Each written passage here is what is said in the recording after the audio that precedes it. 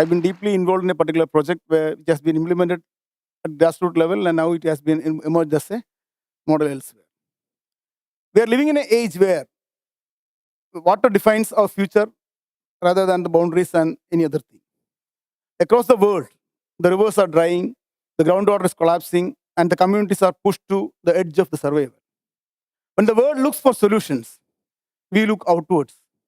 We look for global summits, we look for complex technologies and all. But the real transformation often begins in inward. That is mean in small places with big purpose and where people decided to act. That is my point. Local vision, global vision is not just a theme. It's a reminder that when communities act locally with clarity and courage, their impact can travel far beyond their boundaries.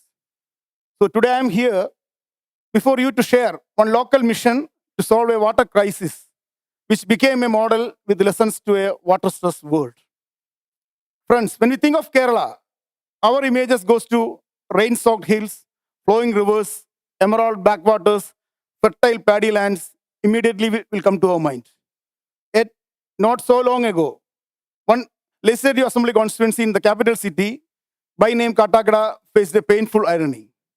A region which is blessed by two rivers, the Karamana and Neyar, was struggling for drinking water. The wells went dry, the paddy fields disappeared, and the people waited in the roadsides for tanker lorries for a few pots of water. This paradox, that is from abundance turning to scarcity, had become a turning point for this remarkable story. This is how, by Malayalam, Vattata Uravakkai Jala Samridhi was born. That's a collective journey towards making a constituency self-sufficient. In 2016, when a newly elected MLA to the Kerala Legislative Assembly on the World Environment Day asked a simple but unsettling question. His question was, can we make Kattakada water sufficient by 5 years? This question was challenging. When he raised this question, there was no special program planned for this particular thing. There was no exclusive funding for this. And also there was no ready-made blueprint wherein we have to take it up in the field. There was only a question and a belief that Malayalis normally believe, when trusted and inspired, can move mountains. In our case, we are trying to raise the water table. With this belief, we started this particular program. The district administration and all the departments who are working in the water sector, including the local self-government institutions, came together. And above all, the people, the farmers, the youth, the teachers, the students, the Kudumbashree women workers, all came together and we started working on this particular project. The beautiful thing is that they don't remain as beneficiaries. They all become the planners, they became the protectors and the practitioners of this particular project. They are the real engineers of this wonderful project which came up with good results. We started with the science. A very comprehensive water resource map was created using the satellite imageries and the geographical information system, the modern technologies. We mapped every ponds, the streams, and the wells were carefully mapped with the local volunteers, the Kudumbashree workers who are working in the field. And slowly we identified the real problems, the lowering of groundwater levels, the drying up of wells, the disappearing of wetlands, and the neglected ponds and drains. This is a real issue what we face in the field. But we know that the science alone does not make the changes. But the people can do. As I have told, our belief is that people can make the change. So we conducted the focus group discussions, stream walks, village level workshops, and the community studied what their watershed says. And the solution slowly emerged from the ground upwards. Local wisdom was not at all replaced. But what we have done is that we have refined and strengthened the local wisdom with the modern technology. And now let me tell how this movement took the shape. On March 22nd, 2017, the World Water Day, this particular project was officially launched. Soon, it becomes more than a project. It turned as a people's movement.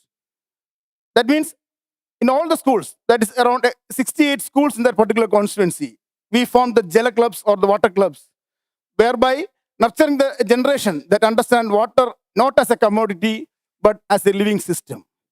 And then in all the 122 wards, the local Gram Panchayat wards in that particular thing, the trained volunteers emerged as the Jala Mitrams. They worked with the people's representative and for guiding them the local action. Awareness journeys like stream walks, the Nirtara Samrakshana Yatras, moved across the villages by reconnecting the people with streams which they have forgotten once and the ponds which they have neglected. So we tried to bring the people reconnected with the water bodies. Then the landscape itself began to change. The silted public ponds were cleaned, deepened, and brought back to the life. The streams were slowed. That means the flowing water was regulated with new check dams, allowing water to linger and soak into the earth. Across the farmlands, we constructed 357 farm ponds, harvesting around 300 cubic meters of rainfall every season. Household wells started breathing again by introducing the new well recharging in each and every household. The public wells were revived. The artificial recharge system were identified and installed in all the public institutions, wherever this can be installed, turning the schools and offices into the groundwater assets. Earlier, this particular rainwater was being flushing to the roads, but we tried to capture artificially itself. The floodwater that once rushed along the roads were diverted to the groundwater, and we tried to soak the water in the earth itself. The abandoned quarries, which we normally don't take care, we transformed that abandoned quarries into the recharge zones. Trees were planted and carefully nurtured. The fragile ends of the ponds and canals, using the geotextiles, bamboo and vetiver, wherein the soil and water conservation measures were strongly taken up. In situ soil and water conservation measures that slowed down and restored the land's natural rhythm. We not only conserved the water, but we tried to create livelihoods from this water. In the renovated ponds, we started pisciculture so that the people will look after their ponds. Otherwise, every year we need to do the work there. So in all the renovated ponds, we started the pisciculture. We used the community user groups which took the responsibility of this particular water bodies. So when the local people started having the ownership on this. We used the children to make the measurements of all the wells and mark in their schools so that the daily water table of each wells was their issue. Then slowly we moved to the IoT-enabled weather stations and the real-time data in the schools, wherein we were able to bring the global thing to the local stewardships. So this was the way wherein we took all the stakeholders together and started working on this particular project. After the span of 4 years, then coming to the results, this Jala Samridhi project, or the Vattata Varvakya Jala Samridhi, which started as a local mission in a water-stressed constituency and in a landscape where once the wells are dried up in each summer, it started changing. The community chose to redesign its relationship with water using the micro watersheds as its planning unit and the people as its primary institutions. This is the basic thing which we have been doing it. Through this collective effort, the impact was measurable and transformative. Wells, ponds, and streams that once dried up with summer became perennial. Farmers returned to their paddy fields with renewed confidence. We were able to bring back nearly 50 acres of land back to paddy. The groundwater level rose across the observation wells, and according to the Central Groundwater Board and the State Groundwater Board, it reports that the Nayamam block, which falls under this particular constituency, moved from the semi-critical zone to a safe zone. Now, after the span of 7 years, this particular zone, which was under semi-critical, has turned to the safe zone. Through 357 ponds, which I mentioned earlier, we are able to capture all the monsoon rains, creating year-round water resilience for the farms and the households. By renovating another 122 public ponds, we expanded the local water storage capacity and transformed the forgotten water bodies, which I mentioned earlier, into functional assets for the drought resilience.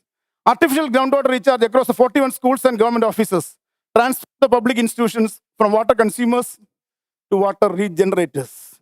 This is an unprecedented first for a legislative constituency in Kerala or in India, where all the public institutions were artificially recharged and the groundwater was increased. The streams were revived and protected through check dams, both temporary and also the permanent. In the 117 renovated public ponds, we generated livelihoods. 5.8 tons of fish and over 10 lakh rupees income was given to the community group so that they started protecting their water body. In addition to this, these community user groups ensured these water bodies were protected not by rules alone, but by ownerships. We know that we cannot protect the water bodies by rules, but we are able to give them the feel of ownership, and these all water bodies were protected by these community groups. By involving children in measuring the water levels, the conservation moved from policy documents into classrooms and practice. The technologies, right from GIS-based planning and IoT-enabled weather stations, translate the global science into local action. The results went beyond the water. Actually, we were interested in water, but the results went beyond the water. Agriculture was revived, biodiversity returned, and the climate resilience strengthened to maximum. What emerged was a powerful lesson for the world is that the local communities plan with ecological intelligence and collective ownership. They don't solve their own crisis, but they offer a blueprint for the global water resilience, what Kattakada Jala Samridhi project has done. I am proud to highlight that this particular movement was built on both people's power and technical discipline. Local self-government institutions led the planning and execution. The local MLA led the movement. Experts from the diverse fields validated the designs. Community institutions ensured ownership and continuity. Together, this proved as a vital truth. Water conservation is not merely an environmental concern, but it is a developmental imperative.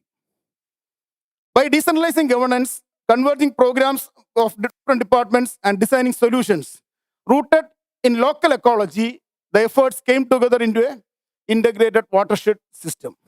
Local action gained coherence, scale, and direction, whereby demonstrating how a local mission, when guided by knowledge and participation, can evolve into a global vision.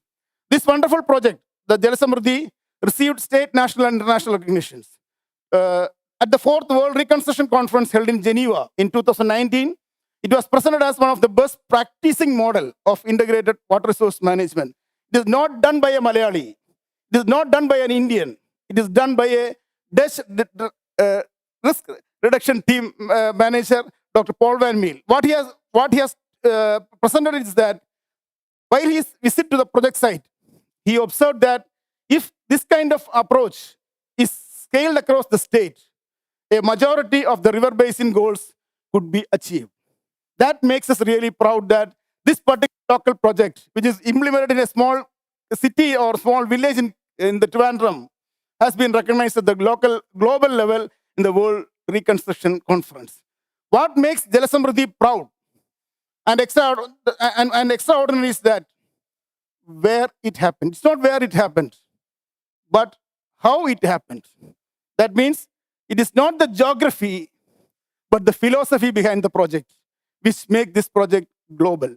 This is not a Kerala-specific solution. It's a globally replicable response to water scarcity. The logic is very simple and universal. As we all know, understand the water through science. Plan at the micro watershed level, empower the communities as owners, and let the technology strengthen, not replace the human responsibility. The human responsibility cannot be replaced by any technology. We have to handhold all the people together.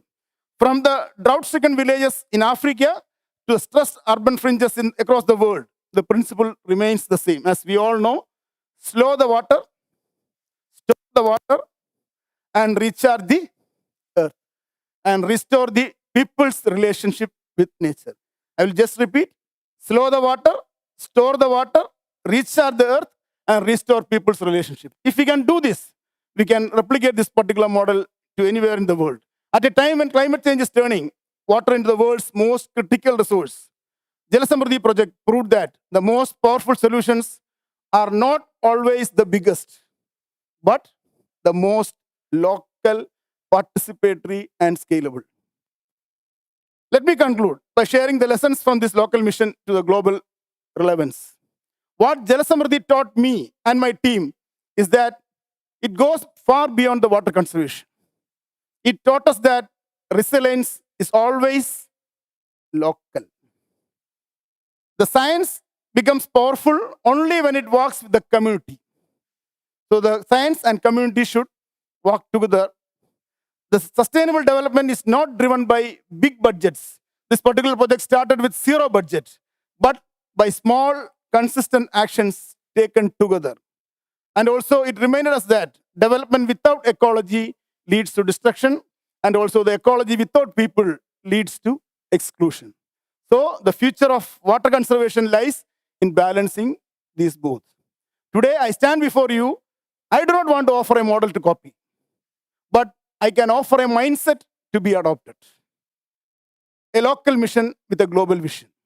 A mindset that reminds us we are not helpless in the face of climate change. If a small constituency in Kerala can turn scarcity into sufficiency, then communities anywhere in the world can do the same. Because when local action is guided by global understanding, and when science, governance, and people move together, change does not arrive with noise, it flows quietly and steadily like water. So let us all fight together for the new world with water sufficient area. Thank you very much.